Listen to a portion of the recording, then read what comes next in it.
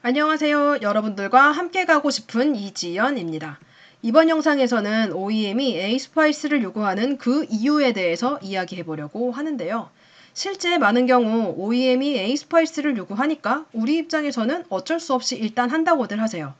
그래서 솔직히 굉장히 고생스러운데 의미도 못 느끼고 프로젝트가 끝나면 그 모든 경험들이 증발해버리곤 하죠. 딱 공부를 왜 해야 하는지 모르겠는데 시험을 봐야 해서 벼락치기를 하고 나면 시험이 끝난 뒤 싹 기억이 안 나죠? 저는 같은 이치라고 생각을 합니다. 그래서 이왕 하는 김에 왜 요구하는지를 안다면 우리도 의미를 찾을 수 있고 OEM과 비슷한 방향성으로 이해를 하고 최대한 우리에게 도움되는 방향으로 해볼 수 있겠죠? OEM이 요구하는 그 이유에 대해 궁금하신 분들은 집중하시고 이번 영상을 끝까지 봐주세요. OEM이 요구하는 이유를 알기 위해 OEM이 바라보는 품질의 두 가지 관점으로 프로세스 품질과 프로덕트 품질에 대해서 이야기해 보려고 합니다. 해외 OEM들은 품질을 이야기할 때 어떤 관점으로 볼까요? 첫 번째 슬라이드에서 나오기는 했는데 바로 프로세스 품질과 프로덕트 품질로 나누어서 생각을 합니다. 화면과 같이 각각의 품질을 낮음과 높음으로 나누어서 사사분면으로 생각을 해보죠. 자, 그러면 사사분면 중에서 여러분들은 일반적으로 국내 협력업체가 어디에 속한다고 생각하세요? 저는 그 첫 번째가 3, 4분면이라고 생각을 합니다. 프로세스의 품질은 낮지만 어찌되었든 만들어내는 프로덕트의 품질은 그래도 괜찮잖아요. 그런 조직의 특징을 보면 뛰어난 성능, 기술, 경험을 가진 인력, 즉 한 명 또는 소수의 영웅, 히어로가 참여해서 프로젝트의 품질을 지켜내는 경우예요. 그리고 개인적으로 두 번째 많은 경우는 1사분면과 2사분면이라고 생각을 해요. 2사분면은 프로세스의 품질도 안 좋고 프로덕트의 품질도 안 좋은 거예요. 즉 어떤 영웅도 없었다는 거죠. 그리고 영웅이 있다고 하더라도 그 영향력을 미치기에는 현실적으로 장애물이 많고 또는 불가능한 상황이라는 뜻일 거예요. 그래서 혼란인 카오스를 피할 수 없는 상황인 거죠. OEM 입장에서 보았을 때는 일도 체계적으로 이루어지지 않는 것 같고 결과 전달해주는 제품, 소프트웨어 품질도 엉망인 거죠. 그런데 이런 경우 참 아이러니하게도 그 회사를 보면 나름대로 굉장히 바쁩니다. 1사분면은 프로세스의 품질은 좋아요. 그렇지만 최종적인 프로덕트의 품질은 안 좋은 거죠. 즉, 프로세스가 뭔가 정의된 게 있기는 한데 프로세스는 나름 타당할 지언정 사람들이 그것에 따라 일을 수행하지 않는다거나 또는 프로세스가 실제 업무와 너무 괴리감 있게 정의되어서 따를 수가 없는 경우일 거예요. 둘 중에 무엇이 되었든 결과적으로 그 프로세스는 유효하지도 살아있지도 않은 경우겠죠. 이런 경우는 사실 실제로 프로세스의 품질이 높다고는 볼 수가 없습니다. 1사분면의 가장 흔한 예를 설명을 드릴게요. CMMI나 에이스파이스와 같은 프로세스 모델에 대해서 준비하고 심사를 받은 회사가 있다고 생각을 해봅시다. 그 회사는 그런 심사를 준비하기 위해서 회사의 표준 프로세스 자산을 구축했을 거예요. 그런데 심사가 끝나자마자 아무도 그 프로세스를 활용하지 않는 거죠. 그래서 프로세스 자체만 보면 CMMI나 에이스파이스 같은 널리 인정받는 모델에 준하기 때문에 프로세스적인 품질은 높다고 비추어질 수 있지만 실제로는 낮은 경우라고 볼 수 있습니다. 마지막 4사분면은 좋은 프로세스가 있고 실제로 준수가 되어서 조직 차원에서의 지원도 적절하고 프로세스에 따른 결과물인 프로덕트의 품질도 괜찮은 거예요. 이 4사분면이 과연 존재하기는 할까 싶으실 수 있는데요. 그런데 바로 이 4사분면이 해외 OEM이 실제로 여러분들에게 기대하는 수준입니다. 그럼 이제 프로세스 품질과 프로덕트 품질의 정의에 대해서 이야기해 드릴게요. 프로세스 품질은 이렇게 표현할 수 있을 것 같습니다. 첫 번째, 프로세스가 프로세스의 목적을 달성하기에 적절하고 여기서 프로세스의 목적은 조직이나 프로젝트의 상황에 따라서 달라질 수 있는데 예를 들어서 고객 요구 사항과 일관된 시스템 요구 사항을 개발하고 시스템 요구 사항의 문제가 해결된 상태로 배포되어야 한다. 이것이 프로세스의 목적이 될 수 있겠죠. 그렇다면 이러한 목적을 달성하기 위해서 프로세스가 적절하게 정의되었느냐라는 거죠. 두 번째, 실제 그 프로세스에 따라 일이 수행되고 있으며, 즉 적용하고 있으며 세 번째, 지속적인 개선이 이루어지고 있는가. 즉 프로세스에 따라 시스템 요구사항을 개발을 해보니 고객 요구사항과의 일관성 확보에 어려움이 발견이 되었다면 그것을 개선하기 위한 조치로 교육이나 프로세스 개정이나 검토 강화와 같은 이러한 작업들이 수행되고 있느냐라는 겁니다. 이러한 세 가지 조건이 달성되었을 때 프로세스 품질이 달성되었다라고 이야기할 수 있다는 거죠. 프로덕트 품질은 이렇게 표현할 수 있어요. 첫 번째, 단계별 개발 산출물이 이전 단계의 산출물에 기반을 하였고, 즉 설계서의 경우에는 이전 단계 산출물인 요구사항서에 기반해서 개발되었고, 두 번째, 앞 단계 산출물을 실제로 만족하고, 즉 설계서의 내용과 연결되어 있는 요구사항의 내용이 실제로 일관되는지를 확인하기 위해서 검토와 같은 작업을 했느냐라는 거고요.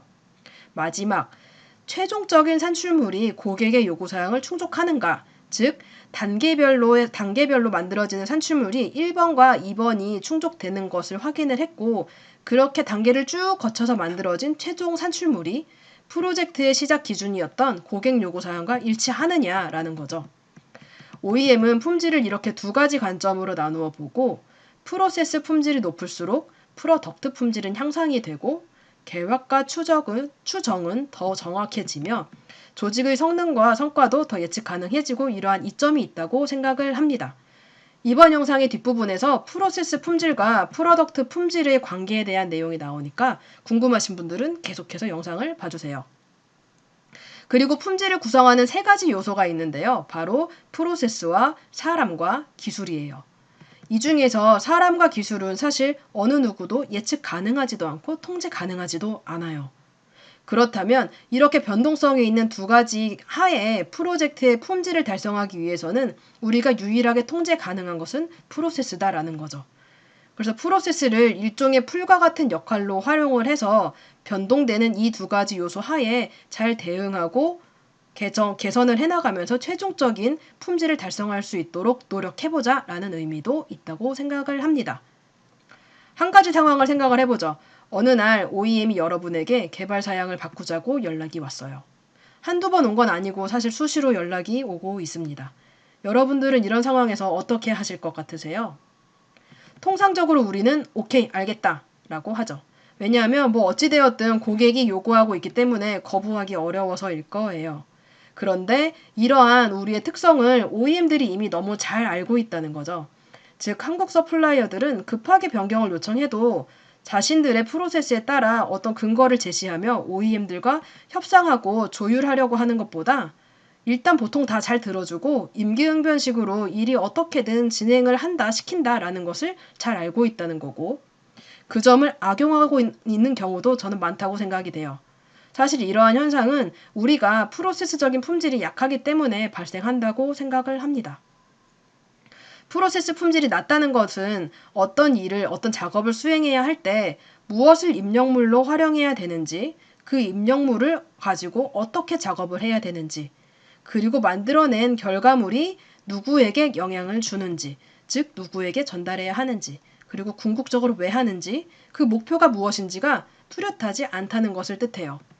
그렇기 때문에 OEM이 일단 사양 변경을 요청하면 최대한 다 수용하고 들어주는 거죠. 그리고 그 부담과 위험은 국내 협력업체가 안고 가게 되는 거고요.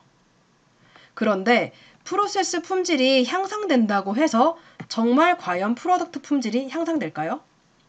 한국일보에서 아이들 교육과 관련된 영상을 제작하였는데요. 프로세스 품질과 프로덕트 품질의 관계를 이해하기에도 좋은 예일 것 같아서 여러분들에게도 보여드리려고 합니다. 한번 같이 보시죠. Do you guys think you can write down some instructions and teach me how to make a peanut butter and jelly sandwich? Yeah. Then do it. Step 1. Get 2 pieces of bread out. Got 'em. Get a butter knife and get some PB.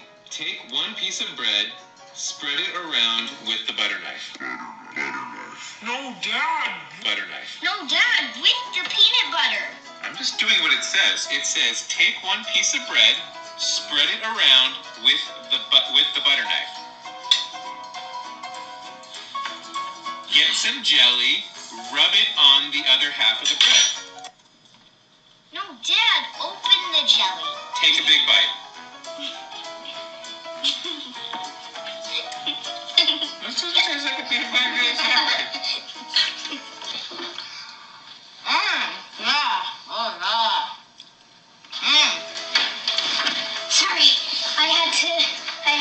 get extremely specific. Oh, good. I'm starving. Take 2 pieces of white bread out of the bag. Take the lid off the jar of peanut butter. Get a butter knife and stick it inside of the peanut butter jar. With the knife, scoop a bit of peanut butter out Okay, of that means like a lot. Alright. There we go. You're doing better than before, though. Open the jelly jar. Squeeze it onto the other piece of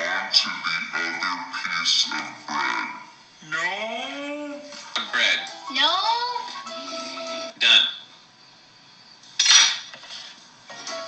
Closer.